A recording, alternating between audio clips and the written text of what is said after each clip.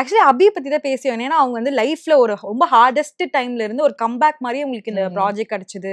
அவ்வளோ positive response அவங்களுக்கும் வந்துட்டு இருக்குல்ல. ஆமா, அவ ஆக்சுவலி அவ ரொம்ப சந்தோஷப்படுறா.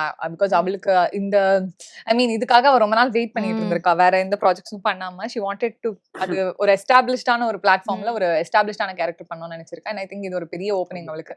அண்ட் அவளுமே ஆக்சுவலி ரொம்ப டவுன்ஃபால்ல இருந்து இப்ப வந்தது பாக்குறப்போ ஓகே கம்பேக் மாதிரி எல்லாமே சொல்லிட்டு இருக்காங்க. கலாகாலம் காலங்கள்ல இருந்து இப்போ ஜியோ ஹாட்ஸ்டார் ஆஃப்டர் 2 இயர்ஸ்க்கு அப்புறமா இந்த ப்ராஜெக்ட் ரிலீஸ் ஆகுது. பண்ற வர்க்கும் செமையா இருக்கும். ஏன்னா அவங்க வந்து இப்போ சிரிக்க கூடாது. இந்த கேரக்டர் வந்து சும்மா சிரிக்க மாட்டாங்க.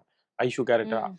அதனால அதுக்கு என்ன மெனக்கடல் இப்ப ஐயோ நான் தெரியாம சிரிச்சிட்டேன் இன்னொரு டேக் போலாமா, சோ அந்த ஒரு மெனக்கடல் இருக்குல்ல. சோ அதனாலயுமே அவங்களுக்கான அந்த சக்சஸ்.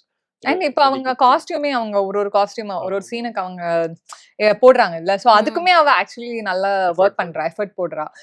இப்ப இந்த சீனுக்கு இந்த மாதிரி காஸ்டியூம் வேணும்னு அவங்க ஃபர்ஸ்டே சொல்லிட்டாங்கன்னா அதுக்கு அவ எவ்வளவு ஆனாலும் பரவாயில்லன்னு சொல்லிட்டு அந்த காஸ்டியூம் அவ வாங்குவா, ரெடி பண்ணிப்பா. அது ஐ திங்க் அது adds to the character. And also அதே மாதிரி தான் சொன்ன மாதிரி அவ ஆக்சுவலி பாத்தீங்கன்னா நிறைய அந்த சீன்ல வந்துட்டு அவ கண்ணுல எக்ஸ்பிரஸ் பண்ணுவா. எனக்கு அது ரொம்ப பிடிக்கும் அவகிட்ட.